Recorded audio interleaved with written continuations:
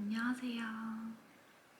제가 이번에 구독자 1만 명을 기념으로 여러분들한테 Q&A 질문을 지지난 영상에서 받았었는데 오늘 드디어 그 Q&A에 대해서 답변을 드려보려고 합니다. 여러분들이 생각보다 굉장히 많은 분들이 질문을 주셔가지고 되게 감사하기도 하고 한편으로 약간 부담도 되긴 했는데 그래서 좀 이 엄청 많은 질문에 대해서 편하고 솔직하게 한번 답변을 해보려고 해요. 여러분들이 주신 질문을 보니까 크게 4개로 나눠볼 수 있더라고요. 일단 저에 대한 기본 정보, 그리고 교직 생활, 그리고 임용고시, 그리고 연애와 결혼에 대한 이야기로 나눠볼 수 있는 것 같아서 이 순서대로 한번 답변을 해보려고 합니다. 먼저 기본 정보의 첫 번째 질문으로 제 키와 몸무게와 혈액형 이렇게 궁금하다 해주셨는데 제 키는 162cm이고요. 정확히는 161.7이었던 것 같아요. 그리고 몸무게는 유튜브를 처음 시작했을 때는 45kg 정도 유지를 했었는데 최근에 연말이다, 신년이다 해가지고 엄청 이렇게 잘 먹고 했더니 요즘은 46kg? 좀 많이 먹으면 47kg 이렇게 유지를 하는 것 같습니다. 그 혈액형은 O형입니다. O형. 그리고 두 번째 질문으로 밥 대신 오트밀을 주로 먹는 이유를 궁금해 해주셨는데 가을까지만 해도 급식을 안 먹고 가볍게 먹다가 겨울에 들어서는 이제 도시락 싸는 것도 귀찮고 급식이 다시 먹고 싶어서 밥을 점심으로 먹었어요. 소화가 좀 느린 편이기도 하고 좀 더부룩한 느낌도 별로고 해가지고 저녁은 가볍게 먹고 싶었는데 그렇지 않아도 남편이 그 저녁은 식단 관리를 하고 싶다고 오트밀을 잔뜩 사놓은 게 있어서 오트밀을 먹고 싶다고 해서 다양하게 이제 맛있게 먹을 수 있는 오트밀 음식을 연구하고 또 고민하다 보니까 다양한 오트밀 음식들을 먹었던 것 같고 네, 그렇습니다. 그리고 세 번째로는 퍼스널 컬러를 궁금해 주셨는데 제가 퍼스널 컬러를 진단받아본 적이 없어요. 근데 제 스스로 생각을 했을 때는 아마 가을 웜톤이지 않을까 싶거든요. 웜톤 그 립들이 잘 어울려서 일단 웜톤인 거 맞는데 봄보다는 가을에 좀 많이 어울리는 느낌을 받고 있습니다. MBTI 저는 ESFJ ISFJ와 ESFJ를 왔다 갔다 하는 편인 것 같습니다. 즐겨하는 취미는 자취를 하지 않았을 때는 집에 피아노가 있어가지고 피아노와 바이올린 연주하는 거를 좋아해서 많이 연주를 했었는데 이제 결혼도 하고 혼자 살 때도 그렇고 피아노도 없고 하다 보니까 악기 연주를 잘 못했어요. 그냥 넷플릭스 보는 거 좋아하고 예쁜 카페에 다니는 거 좋아하고요. 국내든 해외든 여행 다니는 것도 좋아해서 이렇게 다양한 취미가 있다고 말할 수 있을 것 같아요. 그리고 우울할 때 극복법에 대해서도 질문해 주셨는데 일단 제가 평소에 우울하다는 느낌을 잘 받은 적은 없지만 자취하거나 이러면 이제 퇴근하고 왼종일 혼자 있기 때문에 좀 이렇게 축 처지거나 좀 우울했던 느낌을 종종 받았었어요. 근데 그럴 때는 그냥 재밌는 TV 프로나 이런 거 보고 아니면 이제 친구나 그때 당시에 남자친구랑 이렇게 통화를 하면서 어떤 점이 힘들었고 어떤 점 때문에 우울하고 빨리 뭐 하고 싶다 약간 이렇게 대화를 하면서 좀 풀기도 했고요. 맛있는 음식을 먹으면서 그 기분을 풀었던 것 같기도 해요.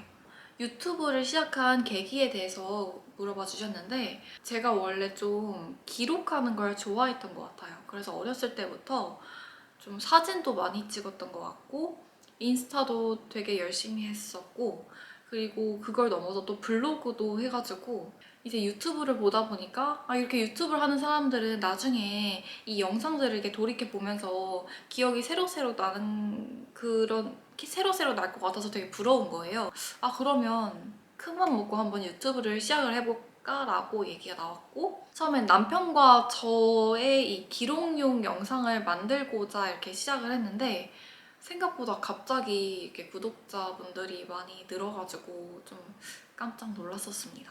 겸직 허가를 받았냐는 질문 주셨는데 네, 당연히 받았고요. 그래서 겸직 허가를 받으면 유튜브의 그 광고 수입으로 들어온 그 금액은 제가 받을 수 있지만 찾아보니까 교사는 협찬이나 선물, 단순 증정이나 협찬, 그리고 이게 무상으로 뭔가 제공받는 것들은 절대 받으면 안 되더라고요. 유튜브로 들어오는 수입은 광고 수입만 있습니다. 그래서 그거는 교사라도 겸직 허가를 받으면 받을 수 있어요. 학교 일상보다 유튜브에 요리 영상이나 제 그 다른 부분이 더 많은 이유도 궁금해 해주셨는데 저는 아까 앞서 얘기한 것처럼 원래 학교의 일상을 담으려고 유튜브를 시작했던 것도 아니고, 근데 원래 학교에서 근무 시간에 영상을 촬영하는 게 금지예요. 그래서 근무 시간 중 영상 촬영이 원래 금지인데, 단 약간 수업 아이디어라든지 아니면 학급 운영에 대해서 다른 사람들한테 뭐 도움을 줄 수 있는 정보를 촬영하는 건 된다고 또 나와 있거든요. 그래서 저는 근무 시간 중에 영상을 찍지 않지만 약간 저의 학급 운영이라든지 아니면 수업 준비를 할 때 이런 부분만 이제 영상을 근무 시간 중에 찍어요. 그렇기 때문에 평상시에는 학교 일상을 잘 담을 수가 없어서 학교의 일상보다는 저의 평소에 집에서 요리하고 약간 주말에 어디 다니고 운동하고 이런 것들이 더 많이 들어가게 되는 것 같습니다. 카메라 기종은요, 지금도 찍고 있는데 소니 GV1으로 사용하고 있습니다. 그리고 카메라를 사용하지 않을 때는 이게 아이폰 12 프로예요. 그래서 아이폰 12 프로 기본 카메라로 촬영을 하고 있습니다. 그리고 차 기종을 가끔 질문을 주셔가지고 좀 놀랐는데, 저의 차 내부도 평범하고 한데 예쁘다고 해주시는 분들이 있더라고요. 저는 투싼입니다. 투싼. 기초 화장 루틴에 대해서 궁금해 주셨는데, 토너는 에스트라의 이 제품 사용하고 있고요. 에스트라 수분 진정 결 토너 이거 사용하고 있고, 각질 제거하는 용으로는 이걸 사용하고 있어요. 이게 셀리맥스 어성초 바하 지우개 필링 패드, 그래서 이 제품을 사용하고 있습니다. 아침에는 안 바르는데 저녁에는 비타민C 앰플을 저번에 피부 관리 받으러 갔더니 추천해 주시는 거예요. 그럼 요거는 낮에 받으면 자외선을 받으면 검게 될 수 있다고 그래가지고 밤에 자기 전에만 발라줍니다. 로션으로는 얘도 에스트라인데 에스트라 아토베리어 로션 요걸 발라주고 있습니다. 다음으로는 최애 립스틱에 대해서 질문해 주셨는데, 제가 립스틱이 그렇게 크게 바뀌지가 않아요. 그래서 평소에는 지금 이렇게 가져와 봤는데, 힌스의 모멘터리, 힌스 모멘터리로 입술 라인보다 살짝 위로 해갖고 이걸로 립 라인을 잡아주고, 오늘 바른 거는 이렇게 모멘터리를 발라준 다음에 이거 롬앤의 주주부예요. 롬앤 주주부로 가운데 이렇게 붉게 글로시하게 채워주는 걸로 이걸 발랐습니다. 네, 롬앤의 누카다미아거든요. 겨울에 잘 어울리는 브라운 컬러의 붉은 색깔이라고 해야 되나? 이런 색깔이라 얘도 종종 발라주고요. 다 롬앤이네요. 롬앤의 누가샌드 얘도 베이스 립으로 많이 발라줬어요. 다음으로 피부 관리법에 대해서 질문을 주셨는데, 최근에 피부 관리샵을 다니기 시작했는데 어제 그저께까지 한 세 차례 이렇게 받았거든요. 근데 가면은 얼굴에 수분 같은 거 채워주시고 각질 정리해주시고, 피부에서만 끝나는 게 아니라 여기 림프절 겨드랑이랑 여기 귀 뒤 해가지고 이렇게 다 림프절을 다 풀어주세요. 그리고 제가 어깨가 되게 많이 뭉쳐있어서 이렇게 승모근 쪽도 근육을 다 이렇게 풀어주시거든요. 그래서 확실히 피부 관리를 받고 오면은 이게 림프절을 다 이렇게 풀어주셔서 그런지 좀 광도 조금 더 많이 나는 것 같고 피부결도 정리되는 것 같고 효과도 괜찮은 것 같아서 앞으로 좀 꾸준히 다녀볼 계획입니다. 다음으로는 자기 관리를 어릴 때부터 잘 해온 건지, 관리 동기부여를 어떻게 받는지 이렇게 질문을 해주셨는데요. 자기 관리라고 하는 건 혹시 뭐 몸무게 유지나 운동하고 이런 거를 질문해 주신 건지 잘 모르겠어요. 그래서 저는 운동이라든지 몸무게 유지 이런 쪽을 중심으로 한번 말씀을 드려보자면, 몸에 좀 살이 붙는 것 같다 하면은 그냥 이대로는 안 되겠다. 너무 기분이 안 좋고 되게 살이 찌면 조금 우울해지고 자신감도 없어지고 이런 성향이 좀 강한 것 같아서 어느 정도 살이 찌면은 빼려고 하고 대학생 때부터 계속 그랬던 것 같아요. 운동을 열심히 하는 거는 혼자 살 때는 이렇게까지 의지가 없어가지고 운동 나가는 게 되게 힘들었어요. 오히려 결혼하고 나니까 남편이 이제 집에 있으니까 같이 좀 이제 활력도 생기고 뭔가 움직이는 게 어렵지 않고 해갖고 같이 으쌰으쌰해서 운동을 나가기 때문에 열심히 그 자기 관리를 할 수 있게 되는 것 같습니다. 그리고 운동을 처음 시작하려는데 PT를 추천하는지 이렇게 질문 주셨는데 네, 완전 추천해요. 왜냐면 제가 그 운동을 하는 순간에 어떤 부분의 자세가 잘못됐는지를 바로 짚어주시기 때문에 좀 더 정확한 부위의 자극을 느끼게끔 운동을 잘 배울 수도 있고, 특히 좀 무게가 중량을 올리거나 할 때는 부상의 위험도 있기 때문에, 그래서 정확한 자세와 효과적인 운동을 위해서는 20회 정도라도 PT를 받는 거를 꼭 추천을 드립니다. 요리를 따로 배운 건지 레시피 안 보고 잘하는 법 이렇게 질문을 주셨는데, 제가 어릴 때부터 만드는 거를 좋아했어요. 그래서 대학생 때부터 직장에 들어가서도 계속 자취를 하다 보니까 배달 음식 시켜 먹는 걸 별로 안 좋아했거든요. 그래서 요리를 계속 꾸준히 해왔었고, 그 레시피를 아예 안 보는 게 아니라 화면엔 나오지 않지만 계속 이렇게 찾아보면서 하고 그럽니다. 반복적으로 해와서 이제는 어느 정도 레시피를 안 보고도 하고 이렇게 된 것 같아요. 옷을 주로 어디서 구매하는지, 그리고 구매하는 기준 이렇게 질문을 주셨는데, 제가 좋아하는 브랜드를 인스타그램에 팔로우를 다 해놨어요. 그래서 인스타에 들어가면은 그 제가 좋아하는 브랜드에서 신상품이 나오거나 약간 룩북 같은 게 올라오고 하면 그 중에 예뻐 보이는 게 있으면 이제 고민하다가 구매하는 경우가 많고, 아니면 29cm에서도 많이 구매하고요. 가끔 지그재그도 들어가서 구경하는 것 같아요. 그리고 옷을 구매하는 기준은 제가 옷 스타일이 어떻다고 딱 이렇게 말하기 어려운 것 같아요. 저는 정리를 해보면 무채색을 좋아하는 것 같고, 막 이렇게 화려한 것보다는 단정하고 좀 심플한 거를 많이 사게 되는 것 같고, 포인트가 되는 부분이 또 들어가 있는 것도 좋아해요. 그다음에 좋아하는 가방 추천 이렇게 질문 주셨는데, 일단 가장 제가 많이 들었던 가방이 이 가방인 것 같아요.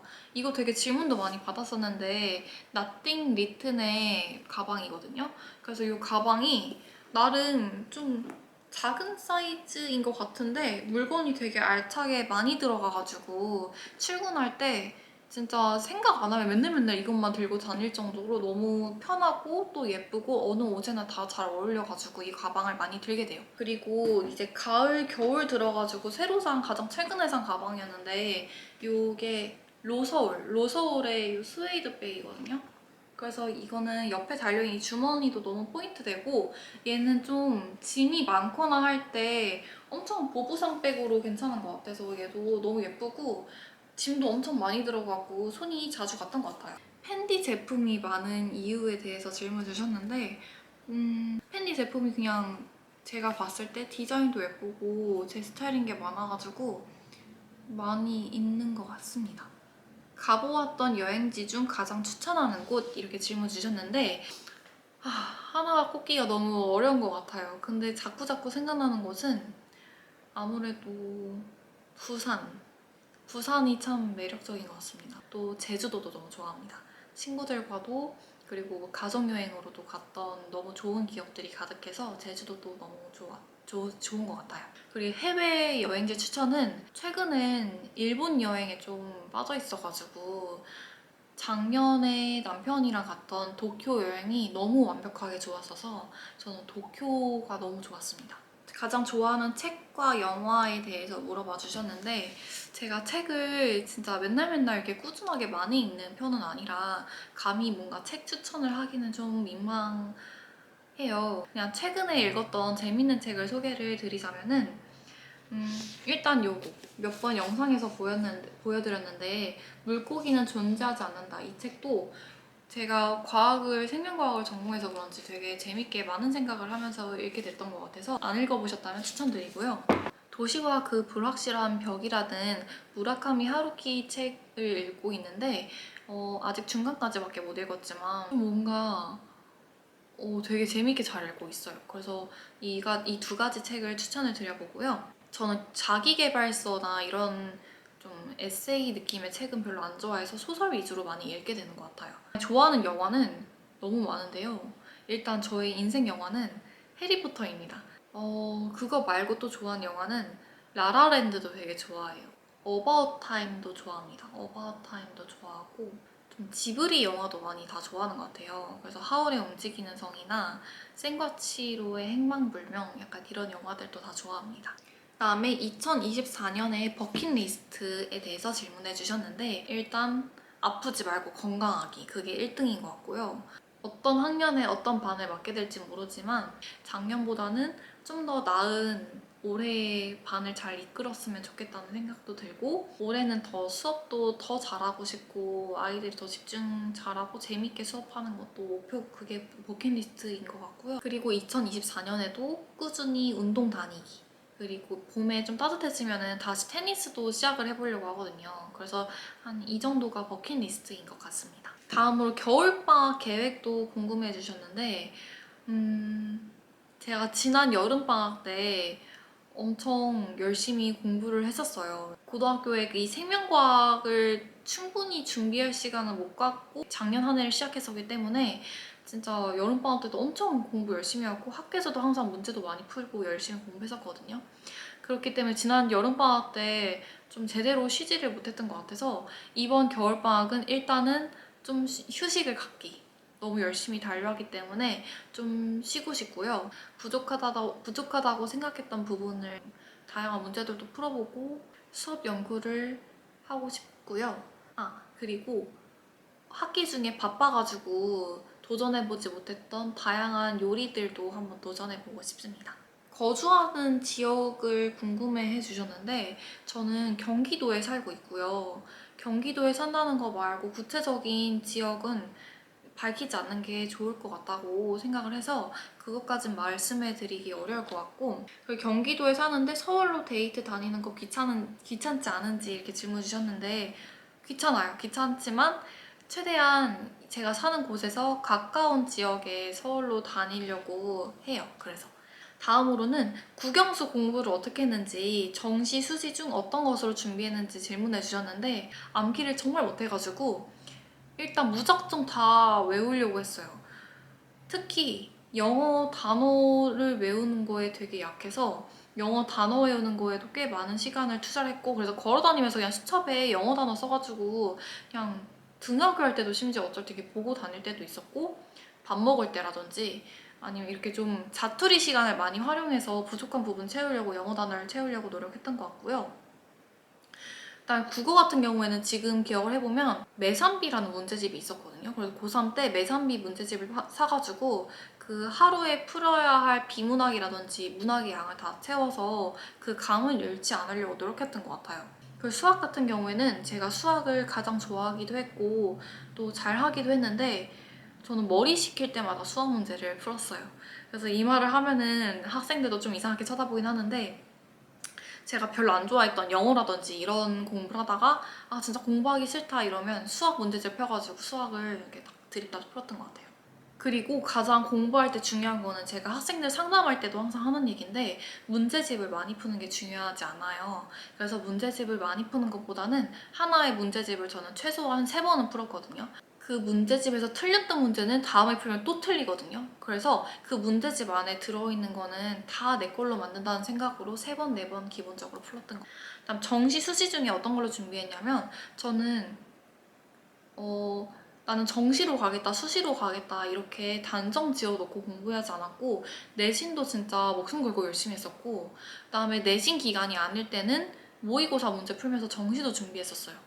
그러다가 저희 학교가 되게 그 상위권 간의 싸움이 엄청 치열했어가지고 내신이 썩 좋게 나오지 못했어요.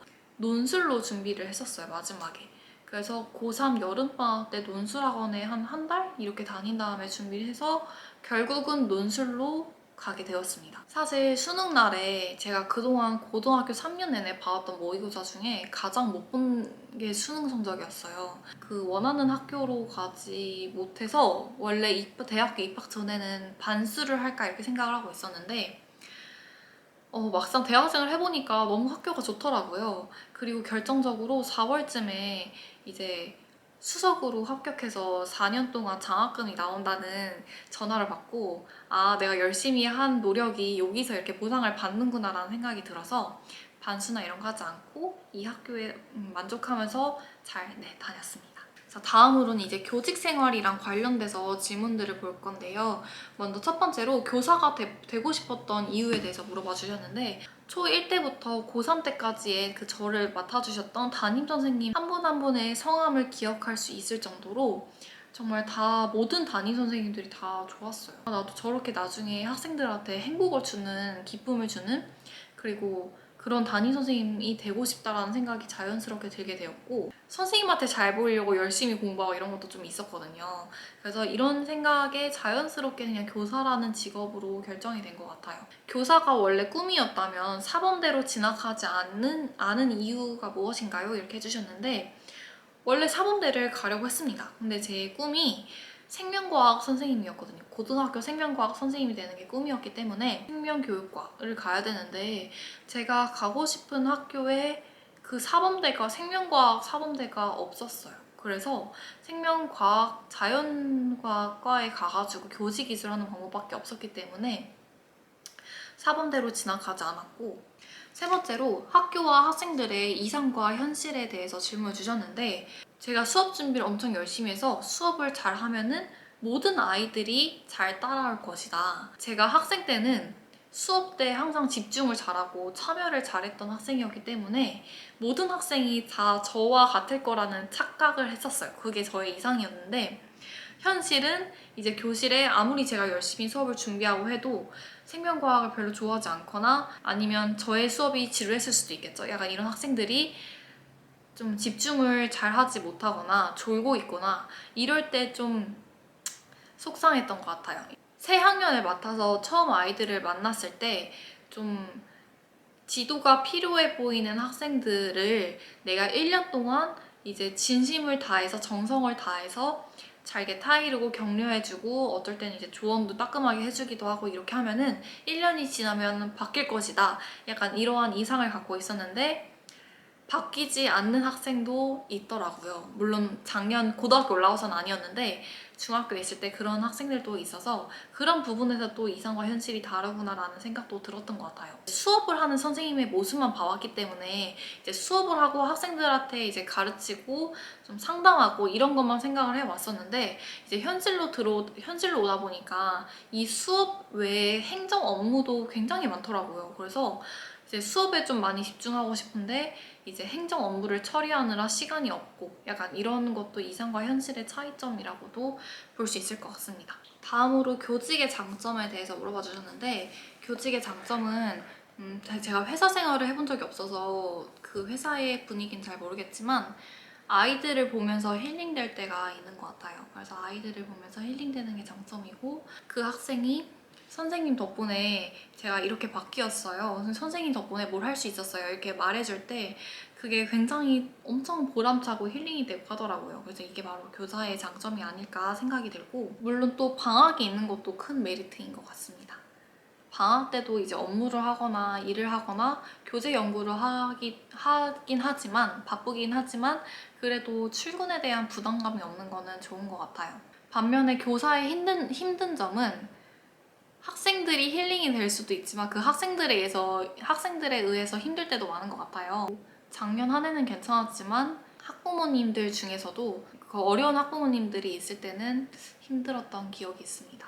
저의 교직 만족도는, 저는 굉장히 만족하고 있습니다. 제가 엄청 오랫동안 꿈꿔왔던 직업이기도 하고, 작년에 너무 예쁜 아이들을 만나가지고 1년 동안 또 엄청 행복하게 보냈던 기억이 많기 때문에 아직까지의 교직 만족도는 높은 것 같습니다. 그 다음에 중학교에서 근무하다가 고등학교로 옮긴 이유. 저는 원래 꿈이 고등학교 생명과학 선생님이었어요. 근데 첫 발령을 중학교로 받아가지고 거기서 이제 공통과학, 그냥 과학을 가르치다 보니까 제가 전공한 생명과학뿐만 아니라 물리라든지 화학이라든지 지구과학 이런 것도 가르치다 보니까 제가 별로 관심 없는 과목들을 가르치는 게 쉽지가 않더라고요. 그래서 저는 제가 임용고시 때 그렇게 엄청 열심히 공부했던 생명과학을 빨리 고등학교 애들한테 알려주고 싶었고, 그리고 저는 그렇게 좀 어린 학생들보다는 좀 성인에 가까운 큰 학생들을 가르칠 때가 더 맞는 것 같아서 고등학교로 옮겼고, 실제로도 훨씬 더 만족하고 있습니다. 그 교사 몇 년 차인지 이제 올해로 4년 차가 됐습니다. 직장 사람들과 잘 지내는 법. 이거는 항상 어려운 것 같은데 일단 제가 항상 갖고 있는 생각은 다른 사람들한테 피해는 주지 말자 이 생각을 갖고 그냥 제가 할 일을 열심히 하려고 하는 것 같아요. 그리고 웬만해서는 다른 사람들의 말을 따르려고 노력을 하지만 어떤 부분에 있어서 의견을 내세울 때는 그냥 최대한 부드럽게 말하려고 노력하는 것 같습니다. 그래서 이 정도가 잘 지내는 법이지 않을까 아직까지는 생각하고 있어요. 직장에서 힘든 일 해소법 질문 주셨는데 힘든 일이라고 하면은 범위가 좀 넓은 것 같긴 한데 일단 제가 해결할 수 있는 거는 최대한 빠르게 다 해결하려고 노력을 하고요. 만약에 사람과 사람 사이에 힘든 일이라면은 저는 그냥 먼저 손을 내밀고 먼저 사과를 하는 편인 것 같습니다. 어쨌든 다른 사람이 보기에는 저도 뭔가 잘못한 게 있을 수도 있는 거고 어색한 관계 이런 게 너무 싫기 때문에 그냥 먼저 사과를 하려고 노력을 합니다. 그다음 교직에 정년까지 있을 계획인지 네, 지금 생각으로는 정년까지 있을 것 같아요. 평소 기상 시간, 고등학교 출퇴근 시간, 아침잠이 없는 것 같아요. 이렇게 말씀 주셨는데 아침잠 되게 많은 사람이고요. 평소 기상 시간은 한 6시, 도시락 싸 다닐 때는 6시 20분쯤에 일어났던 것 같은데 최근에 도시락을 안 싸고 다녀가지고 6시 40분쯤 일어나고 있고요. 고등학교 출퇴근 시간은 8시 40분까지 출근이고 4시 40분에 퇴근이에요. 근데 8시 40분에 조회를 시작하기 때문에 8시 20분, 30분까지는 가야 될 것 같고 그다음 퇴근 시간이 4시 40분인데 학생들을 수업이 끝나는 시간이 4시 40분이에요. 그래서 종례하고 청소하고 하다 보면 5시는 넘어가는 것 같습니다. 그다음 제자들이 유튜브 보고 어떤 반응인지 처음에는 쌤 유튜브 봤어요. 쌤 유튜브 재밌어요. 이렇게 얘기를 하다가 이제 좀 시간이 흐르니까 별 언급이 없더라고요. 그래서 보고 있는지 아닌지도 몰랐었는데 그리고 막 가끔 학생들이 선생님 저 유튜브 출연하고 싶어요. 저도 출연하고 싶어요. 이렇게 얘기하는데 너희들의 초상권은 소중하니까 절대 안 돼. 이러고 거절하는 편입니다. 이제 다음으로는 임용고시 관련된 질문들 볼 건데요.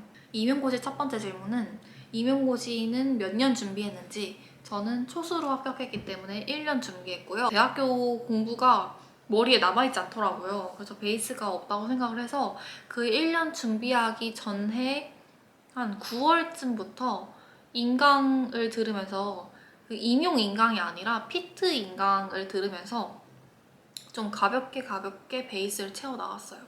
임용고시 시절 슬럼프 극복법. 왜 나는 이렇게 못하지? 저 사람들만큼 또는 그 사람들보다 더 잘해야 이제 합격을 할 텐데 내 실력이 이래가지고 붙을 수 있을까 하고 확 엄청 힘들었던 적이 있는데 밖에 산책하면서 공기도 쐬고 하면서 이제 마음을 다시 가다듬었던 것 같아요. 아직 공부 시작한 지 얼마 안 됐고 이제 남은 시간이 훨씬 더 많은데 벌써부터 이렇게 자신감 없어 하면은 안 되겠다라는 생각이 들어가지고 이렇게 고민하고 우울해하고 슬퍼할 시간에 차라리 그 시간에 공부를 하는 게 낫겠다라는 생각을 갖고 그 슬럼프를 이겨냈었어요. 그러니까 결국은 그렇게 힘들고 좀 안 좋은 생각이 들 때 그냥 산책 한번 하면서 리프레시하는 시간 가져주고 맛있는 거 한번 먹으면서 리프레시 한번 가진 다음에 어차피 이렇게 고민할 시간에 차라리 공부하는 것이 더 효율적이겠구나라는 마음을 갖고서 열심히 공부하는 게 답인 것 같습니다. 마음을 굳게 잡으셔야 돼요. 비슷한 맥락인 것 같은데 TO 때문에 생기는 불안감 극복법에 대해서 물어봐 주셨어요. 어차피 TO가 0명이 아닌 이상 합격하는 사람이 있는 시험이잖아요. 내가 모든 그 경쟁자들보다 더 열심히 했고 붙을 수 있다는 자신감을 만드는 게 중요한 것 같거든요. 그러기 위해서는 그냥 죽어라 열심히 하는 방법밖에 없었던 것 같아요. 그 다음 어떻게 공부했는지, 연애는 어떻게 했는지 질문을 주셨는데 이거는 제 임용고시 영상을 보면 좀 더 자세히 나와 있을 것 같아요. 연애는 주말에 잠깐 밥 먹고 카페 가고 하는 게 초반에 다였고 마지막이 돼서는 그냥 거의 2주에 한 번 밥만 먹을 정도? 이게 다였던 것 같거든요. 임고생 시절에도 꾸미고 다녔는지 질문을 주셨는데 아니요, 꾸밀 수가 없습니다. 아침에 일어나서 대충 세수만 하고 로션 바르고 나가기도 바빴기 때문에 전혀 꾸미지 않았고요.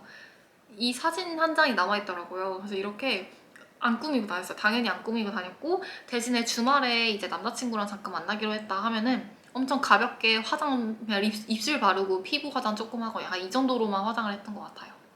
공부할 때 집중력이 좋은 편인지 이렇게 물어봐 주셨는데 네, 나름 좋았던 것 같아요. 그리고 집중력이 좋으려고 노력도 많이 합니다.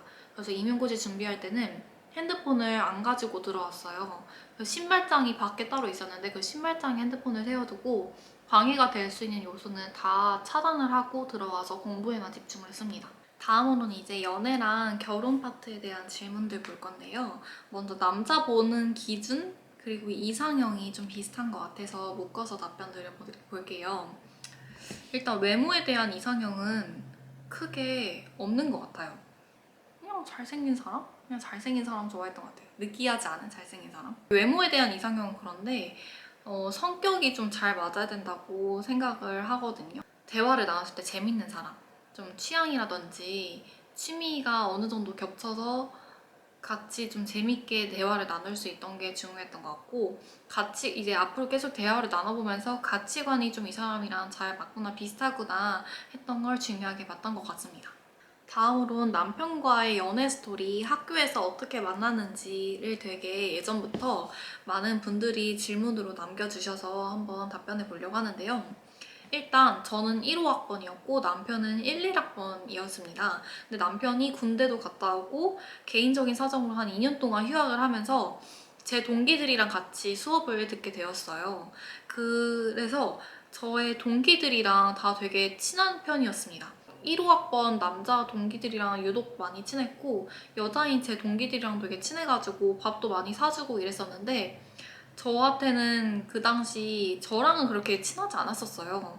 대학교 4학년 중간고사, 2학기 중간고사인가 기말고사를 끝나고 1호 학번 이제 동기들이랑 같이 술을 먹는 자리가 있었는데 그때 지금의 남편이 그 자리에 온 거죠. 그 전에도 물론 같이 술자리를 해본 적도 있고 하긴 했는데 그때 이제 술자리를 갖고 나서 집에 돌아가는 길에 카톡으로 다음에 밥을 한번 사주겠다고 연락이 온 거예요. 그래서 다른 친구들도 다 이렇게 밥을 사줬는데 드디어 내 차례가 되었구나 그러고 좋다고 아무 생각 없이 좋다고 하고 밥을 먹자고 약속을 잡았어요.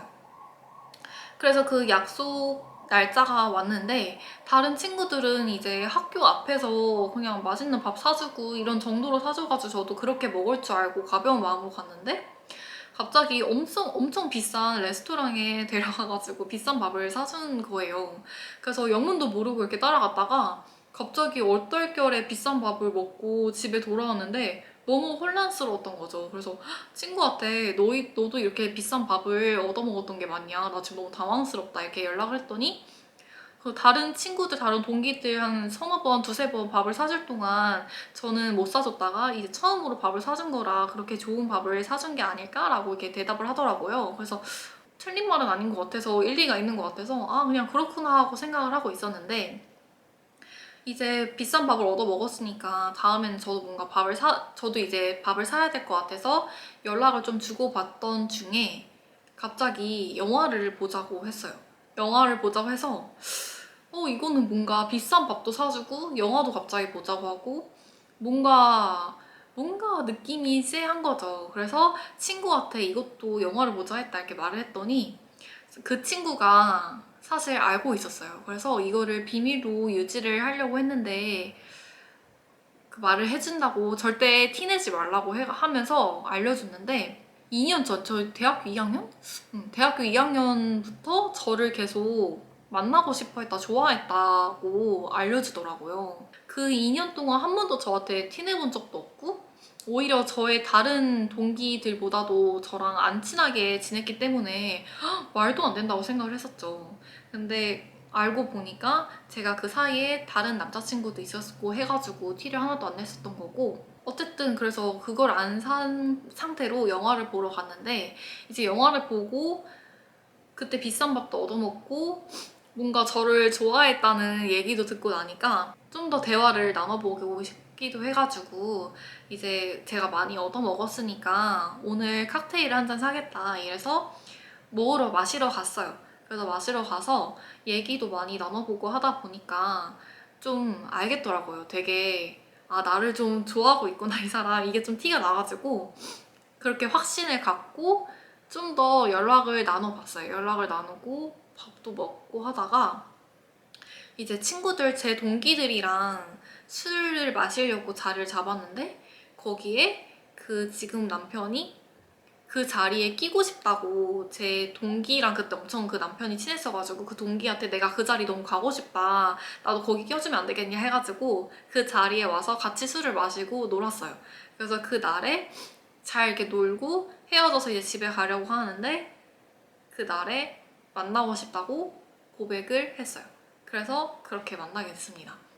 몇 년 연애하고 결혼했는지 물어봐 주셨는데 제가 18년도 11월 달에 만나가지고 18, 19, 20, 21, 22년 10월 달에 결혼했거든요. 그러니까 거의 4년 만나고 결혼을 했습니다. 어린 나이에 결혼을 결정하게 된 계기, 남편의 매력 이렇게 물어봐 주셨는데 저는 어린 나이에 사실 결혼할 생각이 없었어요. 그래서 임용고시에 다행히 초수로 합격을 하고 직장 생활을 막 이제 시작을 하고 있었는데 막 시작한 지 얼마 안 돼서부터 결혼 얘기를 하더라고요. 그래서 저는 이제 막 직장에 다니기 시작했고 그러다 보니까 당연히 모아둔 돈도 많지 않았고 더 직장 생활을 오래 이제 자유롭게 하다가 결혼을 하고 싶다라고 얘기를 했는데 남편이 계속 결혼을 빨리 하고 싶다고 이게 얘기를 항상 해왔고 그것 때문에 좀 싸우기도 하다가 엄마 아빠한테 한번 물어나 보자 싶어가지고 21년도 초반에 엄마 아빠한테 오빠가 결혼을 빨리 하고 싶다고 하는데 엄마 아빠 어떻게 생각하냐 이렇게 물어봤더니 아빠가 이제 직장 생활한 지 얼마 안 됐는데 직장에 적응을 한 다음에 결혼하는 게 낫지 않겠냐 해서 오빠한테 이 말을 전했죠. 그해 21년도 가을에 또다시 결혼 얘기를 하더라고요. 그래서 그냥 계속 결혼 얘기를 듣다 보니까 결혼은 그냥 빨리 하는 것도 나쁘지 않겠다는 생각이 들어서 가을쯤에 엄마 아빠한테 다시 얘기를 하니까 웬일로 엄마 아빠가 너희가 준비가 되고 하고 싶으면 하라고 이렇게 하시더라고요. 그래서 진짜 나 결혼해? 이렇게 했더니 괜찮은 상대 만났는데 일찍 하는 것도 나쁘지 않지 이렇게 아빠가 말씀을 하시더라고요. 그래서 나 진짜 결혼한다 이러고 이제 결혼식 장을 잡게 되었고 그 뒤로 이제 차차차 다 준비를 하게 됐었어요. 어떤 한순간이 계기가 됐던 건 아니고 저한테뿐만 아니라 저희 가족도 되게 많이 챙겨주고 그 따뜻한 마음이 항상 보였기 때문에 그냥 막연히 이 사람이랑은 결혼을 하겠구나라는 생각을 늘 가져왔었어요. 남편의 매력은 착한 거, 그리고 저한테뿐만 아니라 저희 가족한테까지도 엄청 잘 해줬고 지금도 잘 해주고 있고 그리고 남편 하는 일을 엄청 다들 궁금해 주셨는데 구체적으로 어떤 회사에 다니다고 당연히 말할 수가 없지만 그냥 평범한 회사원입니다. 회사원. 그리고 저랑 같은 과 CC였는데 그 일하는 분야가 완전히 다른 것 같다고 궁금해 해주셨는데 맞아요. 저는 생명과학을 전공을 해가지고 교직이술해서 임용고시를 봐가지고 선생님이 된 거고 남편은 생명과학을 전공을 했지만 생물 전공을 살리지 않고 아예 다른 분야로 빠져서 일을 하고 있습니다. 그 다음 질문은 헤어진 적이 있는지 물어봐 주셨는데 없어요. 헤어진 적 없고 계속 쭉 만나왔고 물론 싸우다가 제가 너무 화가 나가지고 이럴 거면 헤어져 막 이런 적은 있었던 것 같긴 한데 진짜 헤어진 적 없습니다. 프로포즈는 어떻게 받았는지 그때가 제 방학이었는데 남편은 평소와 같이 출근을 했어요. 그리고 그날 저녁에 스시 예약해놓은 데가 있다고 해서 이제 밥 먹을 생각에 기뻐가지고 이제 나왔는데 남편이 그날따라 뭔가 불편해 보이는 거예요. 그때는 몰랐는데 지금 생각해보니까 긴장을 했는지 계속 화장실도 가고 막 이렇게 스시를 잘 먹었어요. 스시를 먹고 집에 가야 되는데 잠깐 들를 때가 있다면서 소피테를 데리고 가더라고요. 그래서 뭐지? 그래서 그때부터 조금씩 이제 눈치를 챘던 것 같아요. 설마 나한테 이제 프로포즈를 하는 건가 이렇게 눈치를 채고 있었는데 아니나 다를까 다 이제 거기 도착해가지고 문을 여니까 엄청 예쁘게 이제 꽃이랑 이런 걸 꾸며놓고 영상이 틀어져 있더라고요. 그래서 그 영상이랑 함께 프로포즈를 받았습니다. 알고 봤더니 남편이 그날 출근한 게 아니라 아침 일찍 출근 시간에 나가가지고 왼종일 프로포즈를 준비했던 거더라고요. 그래서 엄청 감동받았습니다. 그래서 저도 결혼하기 전에 남편 생일이랑 겸사겸사 해가지고 다 프로포즈를 해줬었어요. 결혼은 몇 개월 전부터 준비했는지 아까도 말씀드렸지만 저는 딱 1년 전부터 준비를 해가지고 21년도 10월부터 결혼 준비를 시작해서 그 다음에 10월 달에 결혼을 했습니다. 결혼 준비 과정과 비용은 어떻게 마련했는지 이거는 제가 직장 생활을 시작한 지 얼마 되지 않아가지고 결혼하게 됐다고 했잖아요. 아무래도 남편은 저보다 훨씬 먼저 이제 직장 생활을 시작했기 때문에 당연히 저보다 모아둔 돈이 훨씬 많았고요. 그리고 감사하게도 양가 부모님께서 도와주셔가지고 결혼 준비를 할 수 있었어요. 그리고 저도 결혼 준비를 하면서 모아둔 돈은 많지 않았지만 생활비를 엄청 아껴가면서 준비를 하면서 제 월급에서도 많이 도우려고 하고 이렇게 했던 것 같아요. 그다음 결혼 생활 꿀팁이랑 신혼 생활에 대하여 이렇게 질문을 주셨는데 결혼하고 초반에 싸우는 사람이 많다고 하잖아요. 저도 결혼하고 거의 반년 동안은 엄청 많이 싸웠어요. 빨래를 넣는 방식부터 시작해가지고 집 청소하는 거나 막 이렇게 사소한 걸로 좀 걸리는 게 많았고 이제 8개월쯤 되니까 어느 정도 맞춰지게 되더라고요. 저는 지금 와서 다시 생각을 해보면 일단 서로 배려하는 게 되게 중요하다고 생각을 해요. 왜냐면 각자 거의 30년 가까이 그 자기만의 방식을 갖고 있는 둘이 만나가지고 생활을 같이 하게 되는 거기 때문에 서로 살아온 방식이 완전히 다른 사람 둘이 만난 거잖아요. 그래서 이 사람은 이게 다르구나, 이 사람은 이게 바르구나를 서로 배려하고 존중해주는 마음이 중요하다 생각을 하고 그리고 또 하나 중요하다 생각하는 게 내가 가지고 있던 그 이상적인 결혼 생활이랑은 좀 다를 수 있다는 거를 받아들이고 인정하고 그냥 내가 가지고 있던 이상적인 결혼 생활이 아니라 우리가 만들어가는 결혼 생활이 그냥 좋게끔 만들어가는 게 중요한 것 같아요. 그리고 다툼이 생겼을 때 어떻게 풀었냐면은 저는 다툼이 생긴 다음에 그 불편한 서로의 그 냉전 상태를 굉장히 불편해하고 싫어하기 때문에 먼저 이제 다가가서 풀려고 노력하거든요. 그냥 제가 먼저 툭 치거나 이름을 부르거나 하면은 서로 피식 웃을 때도 있고 내가 미안해 오빠가 먼저 이럴 때도 많았고 제가 먼저 사과할 때도 많았고 좀 이렇게 바로바로 풀려고 노력한 것 같습니다. 그리고 살림 분배는 처음에 이렇게 각 잡고 이렇게 나누지 않았는데 자연스럽게 좀 분배가 됐거든요. 그래서 지금은 제가 퇴근 시간이 남편보다 빠르고 그 출퇴근 왕복 시간도 짧기 때문에 저녁 준비를 하는 편이고 대신 남편이 설거지도 하고요. 빨래도 하고 남편이 화장실 청소도 하고요. 저는 그걸 제외한 청소기 돌리는 거라든지 아니 물걸레질 아니면 이불 빨래, 침구 빨래 이 정도? 제가 하는 것 같아요. 다음 질문으로 남편과 재테크 관리를 어떻게 하는지 생활비 관리를 어떻게 하는지 이렇게 되게 많이 궁금해 주셨는데 일단 저희는 각자 번 돈은 각자 쓰고 있어요. 대신 당연히 이제 교사 월급은 인터넷에만 쳐봐도 나오잖아요. 제가 남편보다 훨씬 적게 벌기 때문에 공동으로 빠져나가는 관리비라든지 이런 거는 남편 월급으로 해결하고 있고 생활비도 남편 걸로 많이 쓰는데 남편이 좀 많이 썼다 하면은 제가 쓰고 하는 편이에요. 그래서 적당히 잘 분배하고 있고요. 교사 월급에 비해서 제가 좀 많이 뭔가를 사고 누린다고 생각하시는 분이 많은 것 같아요. 근데 왜 그렇게 보였을지 생각을 해봤는데 일단 저랑 남편이랑 당장의 2세 계획은 없기 때문에 서로 각자 연금으로 빠져나가는 거 제외하고는 그냥 다 썼어요. 그냥 적금을 따로 안 들고 다 써가지고 그냥 마음껏 쓰고 싶은 거 쓰고 해왔던 것 같아요. 결혼하고 처음 맞이하는 1년을 보내면서 유튜브도 그때 같이 시작을 했기 때문에 저희가 마음껏 쓰고 이런 게 유튜브에 다 비춰졌잖아요. 그래서 좀 더 그렇게 보였을 것 같아요. 그래서 한 달 생활비를 정해놓고 사용하지 않았고 그냥 쓰고 싶은 대로 다 써왔습니다. 그래서 올해 목표 중에 하나는 이제는 적금을 만들어서 조금 돈을 모아보자라는 게 저희의 목표이기도 해요.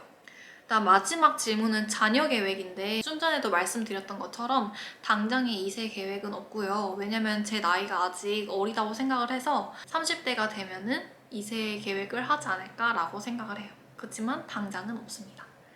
자, 이렇게까지 엄청 많은 질문들에 제가 최대한 답변을 해보려고 노력을 했는데요. 궁금한 게 조금 풀렸을지 모르겠어요. 이렇게 저의 1만 명 기념 Q&A는 마무리하도록 하겠습니다. 감사합니다.